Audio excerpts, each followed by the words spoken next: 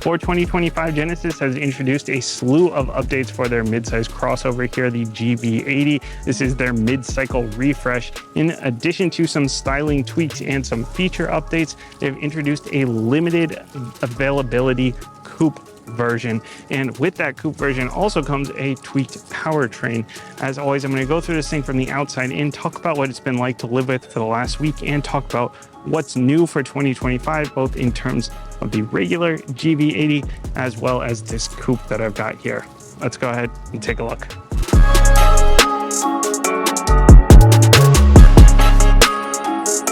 Under the hood, there are still some familiar powertrains available for the GV80. You still have a 2.5-liter 4-cylinder with a turbocharger, or a 3.5-liter twin-turbo V6 if you get the regular SUV. But for the coupe, you get either the 3.5-liter, so only the bigger engine with the twin turbos, or you get a new option of adding a supercharger. It's an electronic supercharger. It's a 48-volt system that will pump you up from the typical 375 horsepower up to 409 horsepower, and it'll bump you from 391 pound-feet of torque up to 406 pound-feet of torque. So it's a fairly significant bump, not huge numbers, but the other thing that does is it helps sort of smooth things out, especially around the city. It helps smooth your throttle response out a little bit because of that electronic component too. You don't have to wait for any turbo spooling or anything like that. And it will help with your fuel economy as well. So instead of the 16 city and 22 highway, now we're rated at 18 city and 22 highway. And your only drivetrain option is going to be a rear-biased all-wheel drive system with an electronic limited slip differential, which what that does is it limits slip. So if one of your wheels is starting to lose traction, then it can direct the torque to the wheels that does have traction, so you can, you don't slide all around in the winter, or if you're in inclement weather, or if you are in like an off-road situation.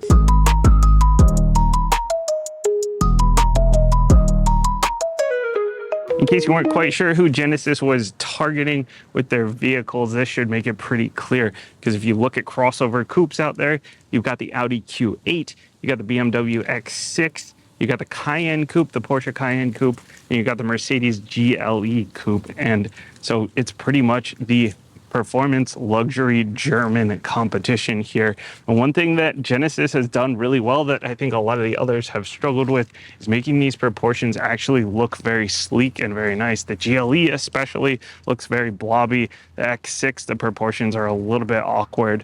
The Cayenne Coupe looks a little bit nicer, a little bit more athletic, but this one, it really does have a very nice look to it from the side here. Now, beyond the coupe shape here, the only real difference you're going to notice between the 2024 and the 2025 when you're looking at it from the side is going to be the wheels. These are a new set of wheels, these 22s here.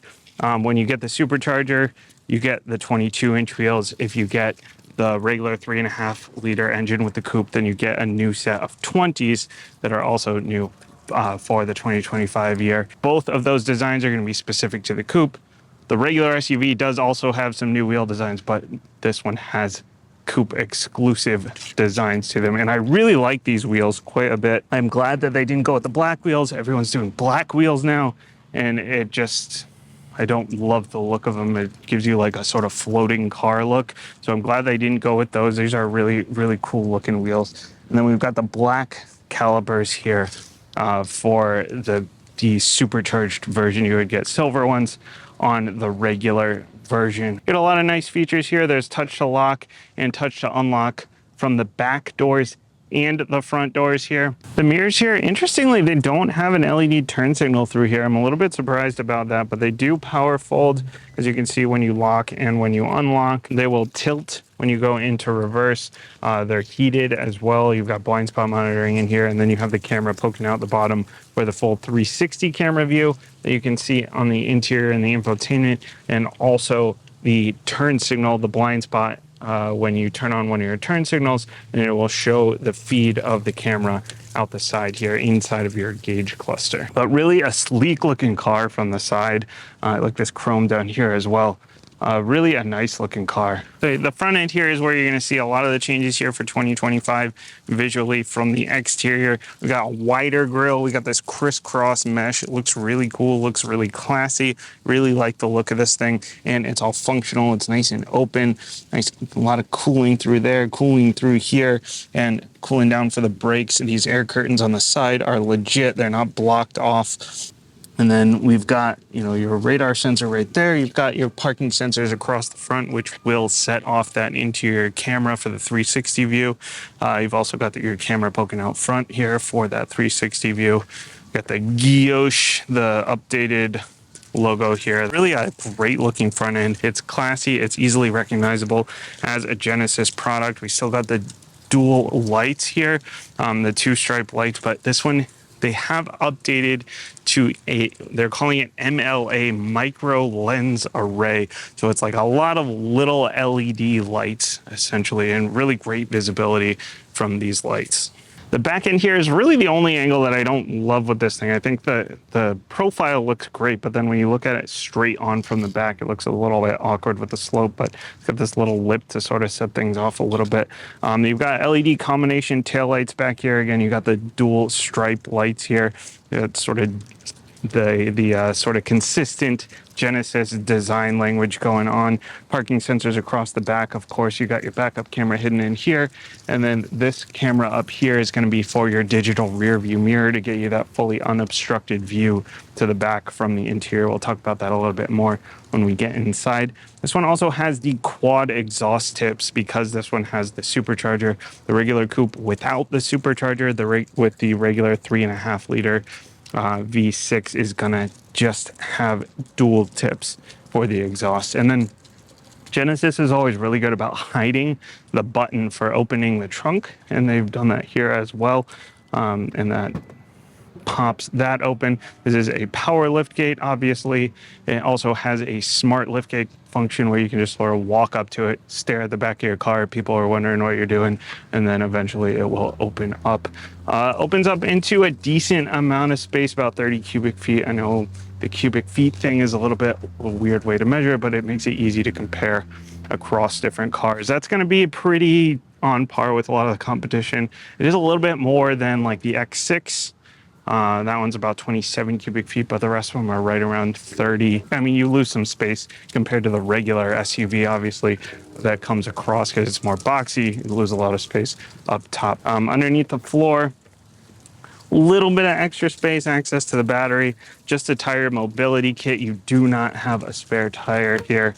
Unfortunately, there's plenty of room for it. I wish they would have put that in instead. It's not like you need to save a bunch of weight on this thing. It weighs just under 5,000 pounds. You do have buttons here to drop down the second row. Sorry, there is no third row available with the coupe because you would have to have passengers that don't have heads or that are only like 2 feet tall. And there's a 12 volt back here as well. You got a 40-20-40 split on the seats there. And then of course you can close this power lift gate from there.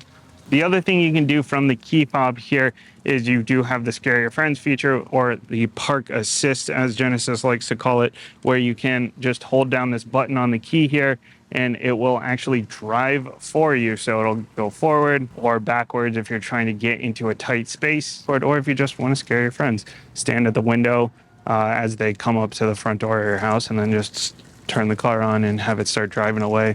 Whatever you want to do with it.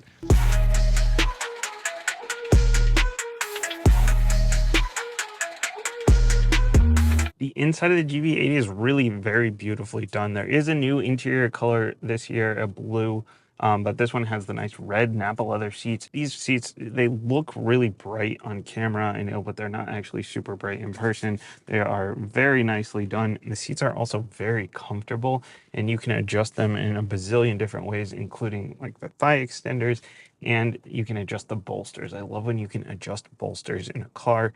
It just makes it so nice for, handling people of different sizes. And these are heated, they're ventilated, and they have a massage function. The massage function will actually kick in on its own after you've been driving for a while too, which is kind of cool. But there is also a button down here on the side. Only on the driver's side seat, not on the passenger side seat. The steering wheel, we do have the D-shaped steering wheel because this is the coupe.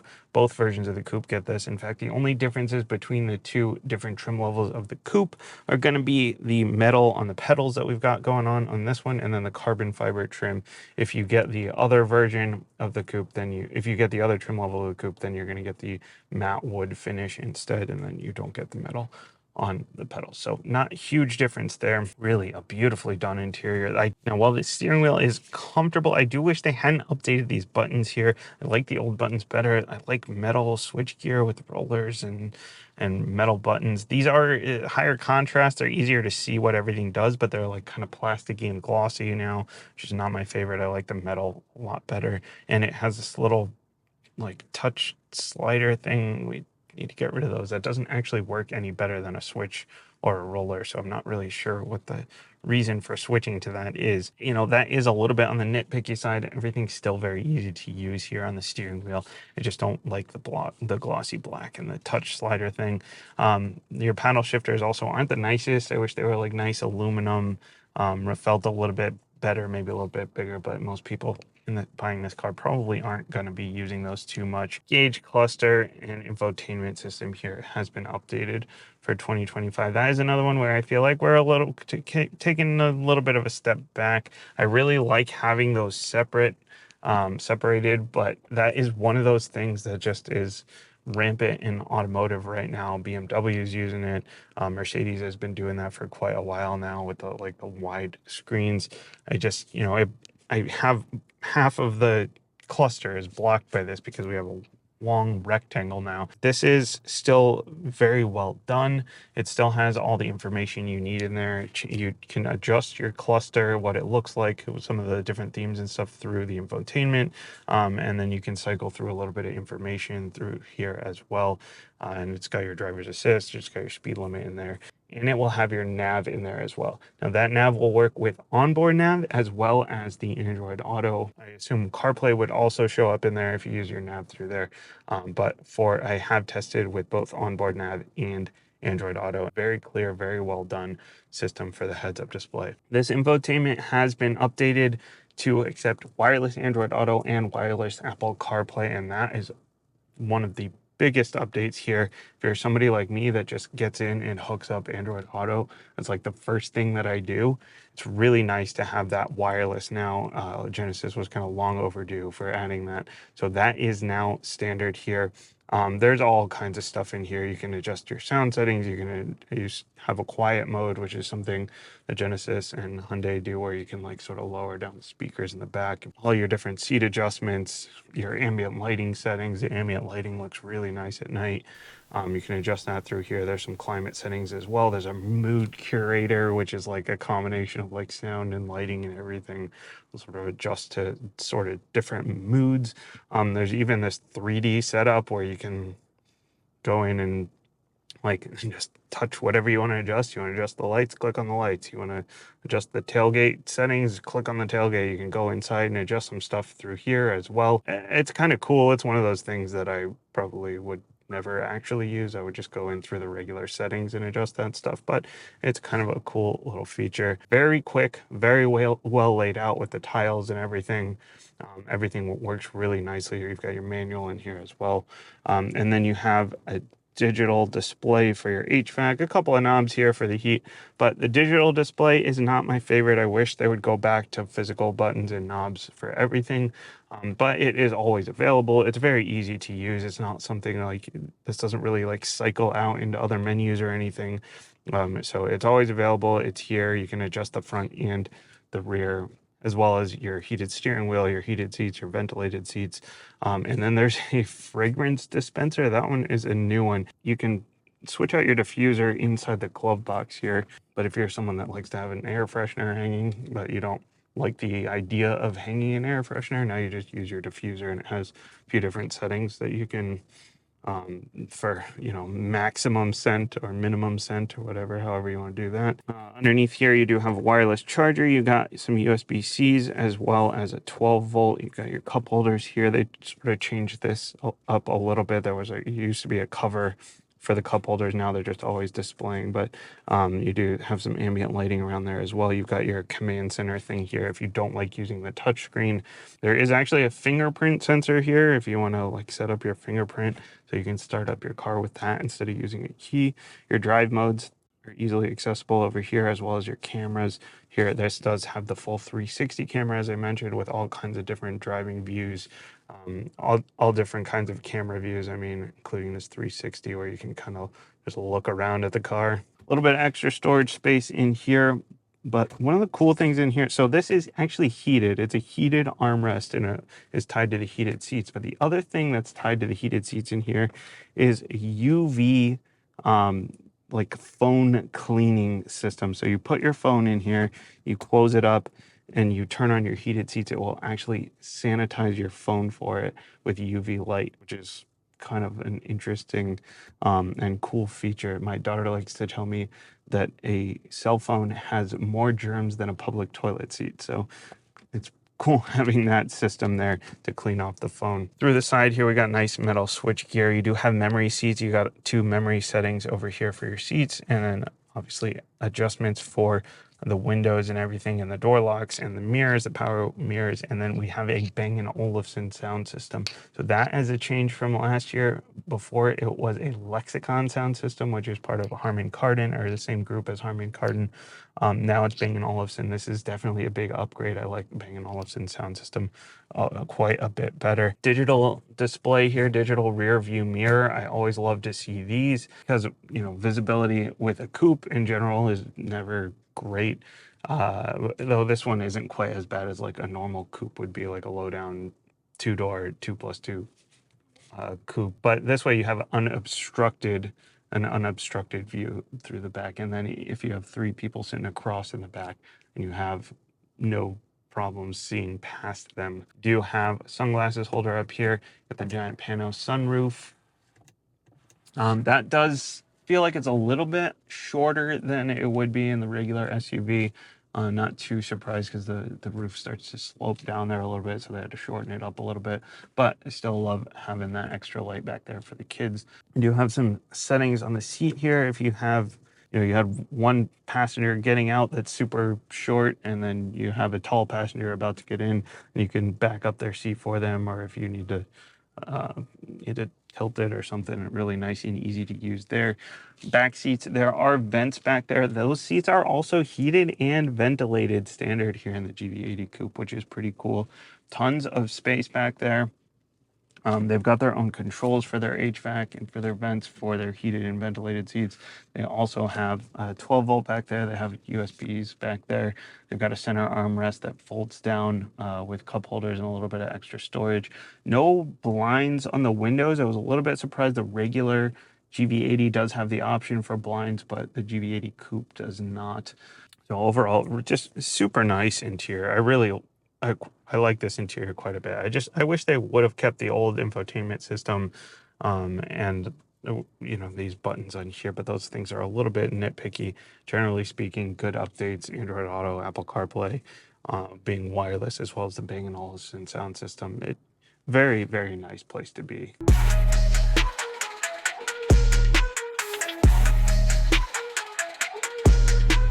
When it comes to the driving experience, it's not worlds different than the 2024. I was in a 2024 a few months ago, and it drove beautifully. I really had no issues with it. This has a very similar powertrain. The only real differences are this one has the e-Supercharger here if you get the top spec coupe, and then it's a coupe. The shape is different, but the chassis is the same. The powertrain is mostly the same.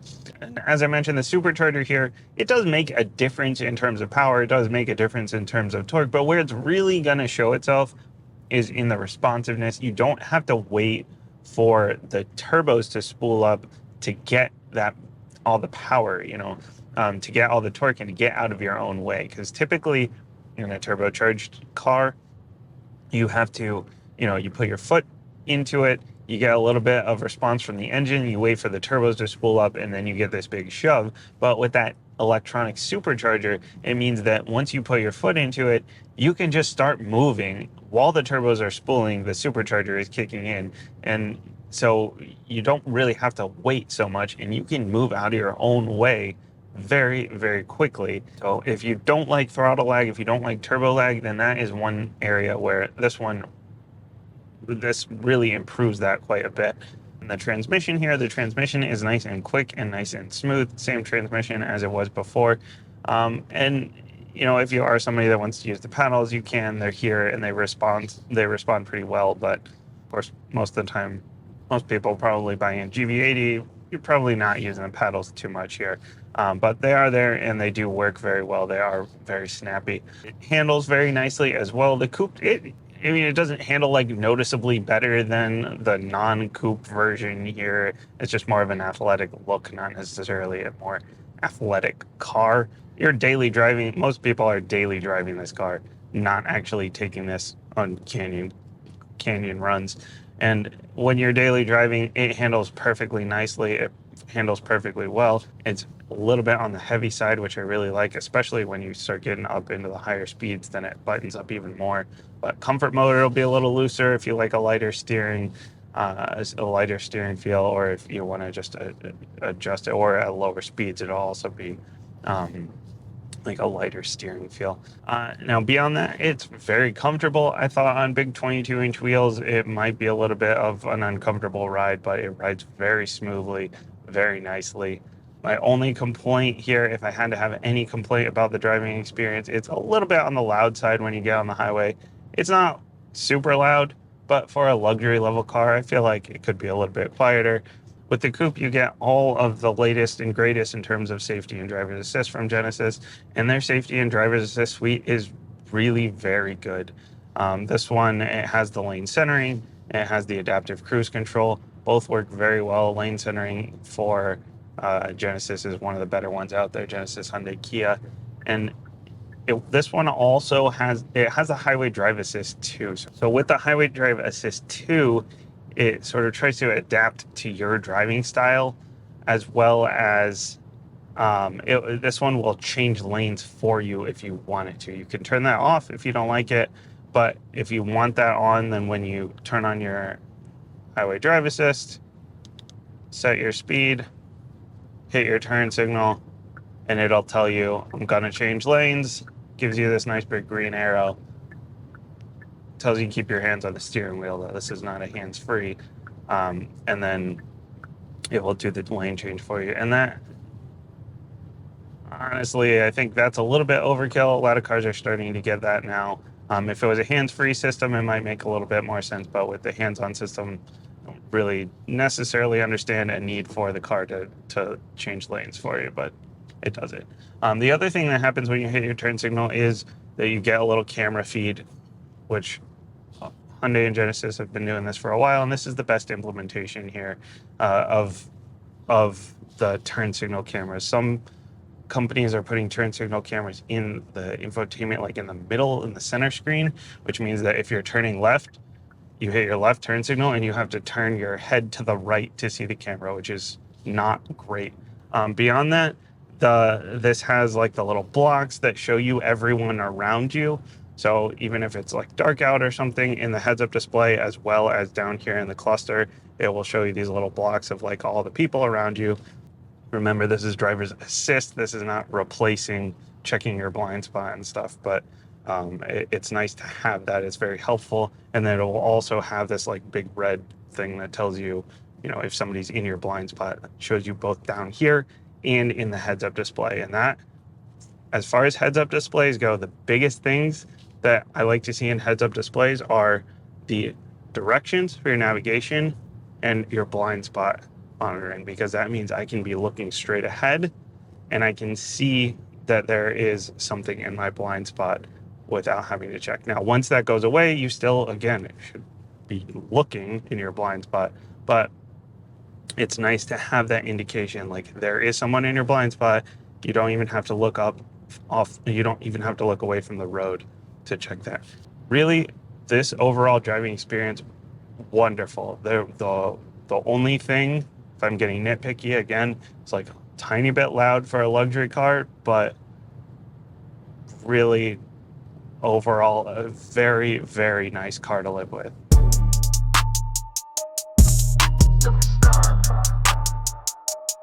At the end of the day, the GV80 really is a beautifully done vehicle. It is lovely to live with there. The only issues I had with it really are kind of nitpicky little things, and there weren't too many of them. The price point is a little bit high. It's 85 grand for this top spec coupe, but good luck finding something cheaper that gets you everything that this one gets you.